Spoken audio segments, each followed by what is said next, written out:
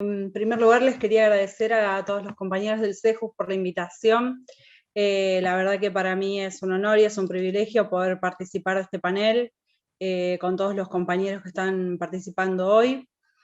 Para conversar un tema que la verdad que es difícil, como decía Gretel, tiene muchísimas aristas para ser analizado, y a mí particularmente cuando me propusieron el tema, una de las primeras cosas que se me vino, como seguramente le ha pasado a tantos compañeros, fue cómo pudo ser que empiecen otra vez a traer y poner sobre la mesa un tema tan controversial, y la bronca que uno le provoca por lo que le quieren hacer creer a la sociedad. Este tema viene a oficiar como una nueva bomba de humo, como lo fue el aborto el año pasado. Para mí, con la sanción del aborto quedó clarísimo que muy poco les importan los cuidados respecto de las personas con enfermedades o sufrimientos irreversibles. Acá lo único que importa es venderle papelitos de colores a los progresistas que aplauden que se empiecen a debatir cosas como estas. No voy a abundar respecto de las definiciones que ya entre Monseñor Goratz y Gretel han abundado, creo yo, suficientemente respecto de las definiciones que hay y las distinciones que hay sobre algunas cosas. Yo me voy a centrar un poco más en el tema de lo que son cuidados paliativos y en hacer el análisis de una nota que es reciente, se publicó en el sitio redaccion.com.ar por David Flier, y es un artículo que está titulado La eutanasia legal, la Argentina empieza a debatir el derecho de morir. Hacen una entrevista a un par de personas que están colaborando y colaboraron en la redacción del proyecto, y en la entrevista se van analizando diversas cuestiones respecto de los lugares en el mundo en los que ya se aprobó, como si que se apruebe en países de o sea, en otros países del mundo, diera alguna patente de primer mundo a la Argentina. Esto también lo hicieron con el aborto. No, bueno, los países de primer mundo que lo tengan aprobado no significa absolutamente nada para nosotros. Pero bueno, se ve que muchos tienen un complejo respecto de eso.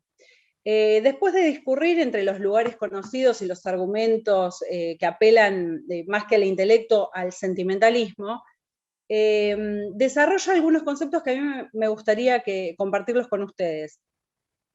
Dicen que la provocación de la muerte en forma voluntaria en los pacientes terminales es legal en 7 países. Esto ya lo escuchamos. Carlos Soriano, que es médico especialista en emergencias y hoy jubilado, es uno de los que participó en la redacción del proyecto de ley de eutanasia, que pronto podría llegar al Congreso como la ley Alfonso. Cuando se empieza a analizar respecto del tema de la eutanasia, empiezan a distinguir y dicen que muchas veces se mezclan los conceptos de muerte digna y eutanasia. Nosotros en Argentina tenemos sancionado la ley de la muerte digna, y esta ley permite a pacientes con enfermedades terminales rechazar procedimientos quirúrgicos de reanimación artificial o el retiro de medidas de soporte vital cuando sean extraordinarias o desproporcionadas en relación a la perspectiva de mejoría o produzcan un sufrimiento desmesurado. Esto se conoce habitualmente como encarnizamiento terapéutico. Del encarnizamiento terapéutico voy a hablar más adelante usando las palabras que usó Juan Pablo II en el 2004. Incluso, sigo hablando de esta ley, incluso permite rechazar hidratación o alimentación por vía artificial.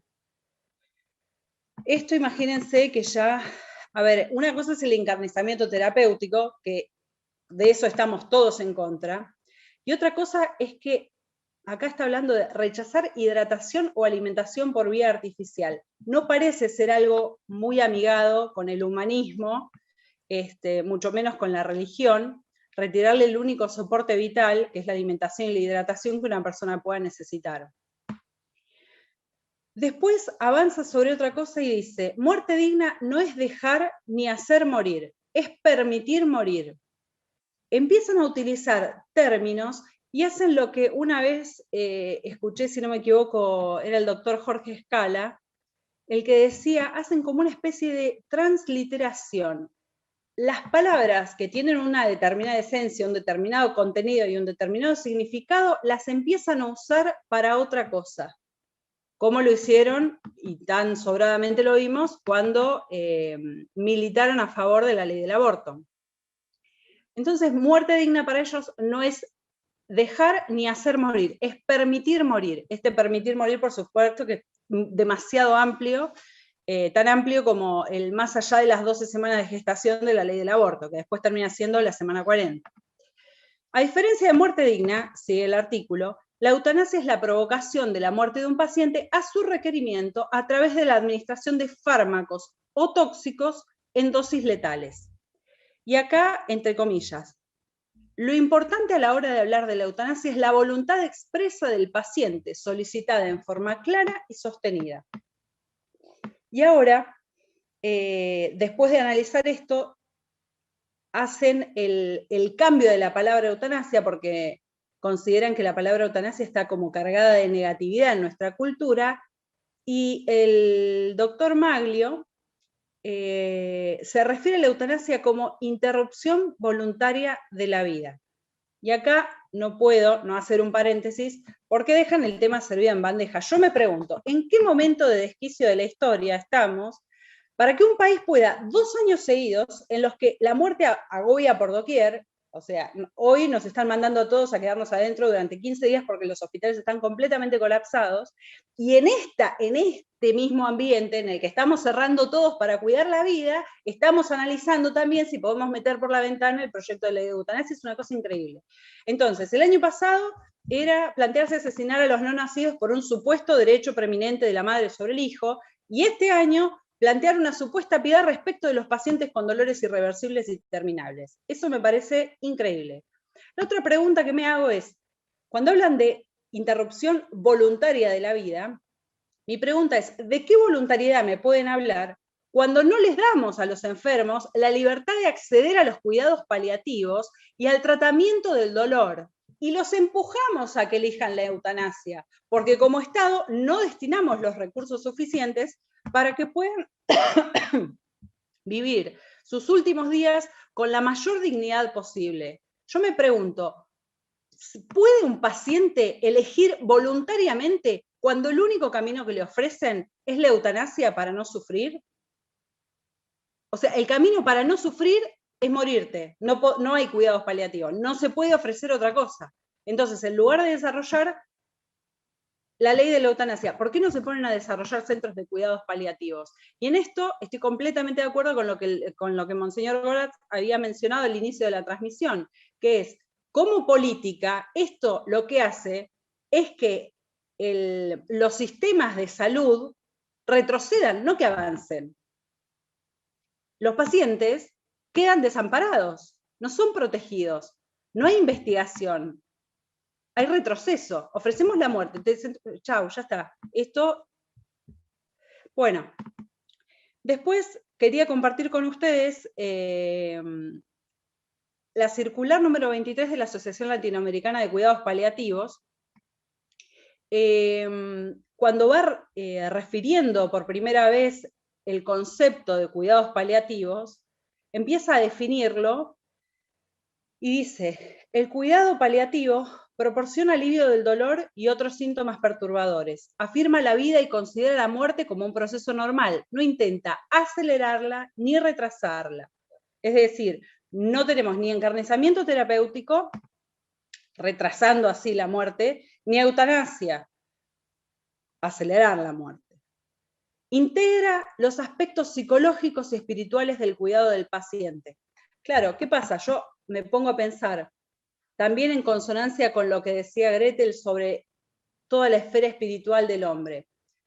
Para la gente con mentalidad y con filosofía inmanentista, y para la gente que es de filosofía inmanentista, materialista y relativista, es impensable y es imposible poder hablar del sufrimiento cuando no hay una perspectiva o cuando hay una esperanza de una vida después de la muerte. Es indigerible la muerte para esas personas. Es indigerible ni la muerte ni el dolor. Hay que terminarlo cuanto antes. Bueno, respecto de la nota que les venía comentando, los profesionales que van desarrollando, que han colaborado en el desarrollo de la ley, lo que dicen, del proyecto de ley quiero decir, dicen, en otros tiempos las personas morían en sus casas, hoy muchas lo hacen en terapias intensivas. Y para Moreira, que es una de las profesionales que ha trabajado en el proyecto, dice, la sociedad ha atravesado un proceso de medicalización de la muerte, a partir de que los diagnósticos de las enfermedades se hicieron más precisos. Y paralelamente señala, la muerte es un tema que solemos esquivar, es tabú, pero debemos aproximarnos. ¿Por qué una ley? Se plantean. ¿Por qué esto de la ley Alfonso? Entonces dicen que la ley estaría para, teóricamente, resguardar a los profesionales que quisieran practicarla, resguardar a las personas y a los familiares que quieran proporcionársela a los pacientes, pero sobre todo para evitar los vacíos legales que supuestamente hay. Por supuesto que no tenemos vacíos legales, acá estaría absolutamente prohibida. Y cuando empiezan a analizar cuáles serían las propuestas propias para nuestra ley, uno de los requisitos sería que el paciente padezca un sufrimiento físico o psíquico que resulte extremo. Otra vez caemos en algo que es muy vago y muy amplio, porque extremo, como más adelante lo va a poder decir, es ese dolor también que sea irreversible, ningún tratamiento lo pudiera sacar, pero se aclara, no siempre el paciente debe estar muriendo de dolor en una parte del cuerpo. Puede ser alguien que sufre terriblemente por estar parapléjico, o alguien con un padecimiento psíquico. Puede ser un paciente con Alzheimer avanzado, que haya dejado como voluntad anticipada su deseo de morir llegado a tal situación. Entonces nosotros lo que podemos resumir es decir, el sufrimiento per se, en lugar de ser un motivo de cuidado paliativo, lo descartamos y le ofrecemos la muerte libre, entre comillas. ¿Libre de qué? ¿De ser una carga para los demás o de ser una carga para el Estado? Sigue Soriano. Una vez que el paciente expresa su deseo, los requisitos, como la gravedad del dolor y la irreversibilidad, son constatados por un consejo transdisciplinario de 7 profesionales que evalúan el caso. Los procesos en total tendrían que durar no más de 30 o 40 días. Otro punto que el médico destaca es que, al igual que en España, se habilitaría tanto la eutanasia como el suicidio asistido. Esto ya lo había mencionado Gretel, bueno, esto ya lo definió ella, por eso no vuelvo sobre este concepto, pero lo que se está analizando para la ley en Argentina es esto, eutanasia y suicidio asistido. Después hace una especie de análisis, no sé cómo definirlo, porque la verdad que no me cuesta hablar de estos temas sin enojarme tanto. Hablan sobre quién está capacitado para tomar la decisión, la decisión de decir, quiero que me apliquen la eutanasia o quiero un suicidio asistido. Y la licenciada Susana Barros dice, construir el tema de la propia muerte es una tarea del profesional de la psicología o psiquiatría, de uno que está adiestrado en la escucha. Nos es posible ir detectando las señales del paciente y definiendo algunas cosas. Yo sé que se puede alentar mejor a los sujetos a que puedan tomar decisiones más responsables. Dice que no se puede generalizar. Que una persona tenga un estado depresivo no necesariamente la incapacita para tomar la decisión de querer acceder a la eutanasia. Y después, como para equilibrar un poco la cantidad de barbaridades que dice la nota, habla de los cuidados paliativos. Y dice lo siguiente, los paliativistas deben asegurarse de que se está dando un tratamiento adecuado. En la Argentina, solo el 14% de los pacientes que requieren cuidados paliativos pueden acceder a ellos. Un detalle no menor, si se tiene en cuenta que estos cuidados buscan aliviar el sufrimiento y que la eutanasia es una decisión tomada con el mismo fin. Acá, según Soriano, la eutanasia y los cuidados paliativos son complementarios. Y esto es completamente falso. Es completamente falso. ¿Por qué? Porque la eutanasia no rescata a la persona eliminando al sufrimiento. La eutanasia elimina a la persona. Repito, la eutanasia no rescata a la persona eliminando el sufrimiento. La eutanasia elimina a la persona. Y hay una diferencia abismal entre una cosa y la otra. Los fármacos que se utilizan en la eutanasia son los mismos que se utilizan en muchas oportunidades en los casos en los que se hacen cuidados paliativos. Pero ¿cuál es la diferencia? Hay una diferencia abismal. Y es, en primer lugar, la dosis, y en segundo lugar, la intención. En un caso se busca aliviar el padecimiento, permitiendo continuar con la vida de la mejor manera posible, eliminando la cantidad de sufrimiento que sea posible para que el paciente tenga una mejor calidad de vida. En el otro caso se busca directamente terminar con la vida para terminar con el dolor. No rescatamos a la persona, terminamos con la persona. Está comprobado que cuando los cuidados paliativos son de calidad, los pacientes no eligen la eutanasia, porque son rodeados de la contención y la atención que necesitan para sobrellevar su enfermedad.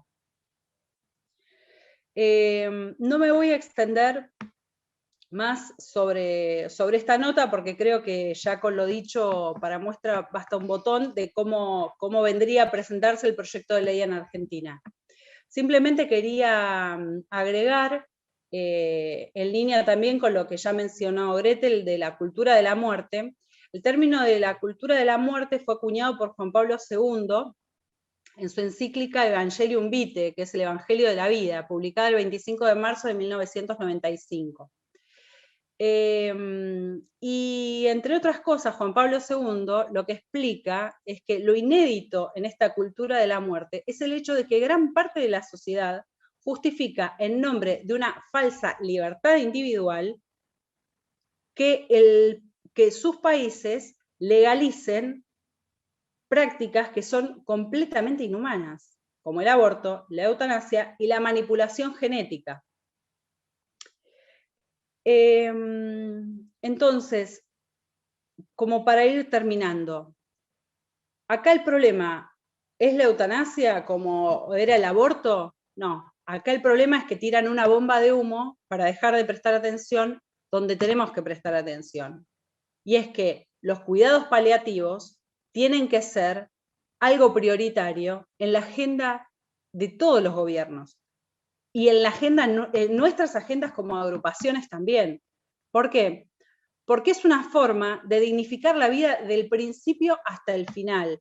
No es casual que ahora quieran venir con la ley de la eutanasia. Nosotros sabemos que no es casual, nosotros sabíamos que se abría esa ventana cuando aprobaron la ley del aborto.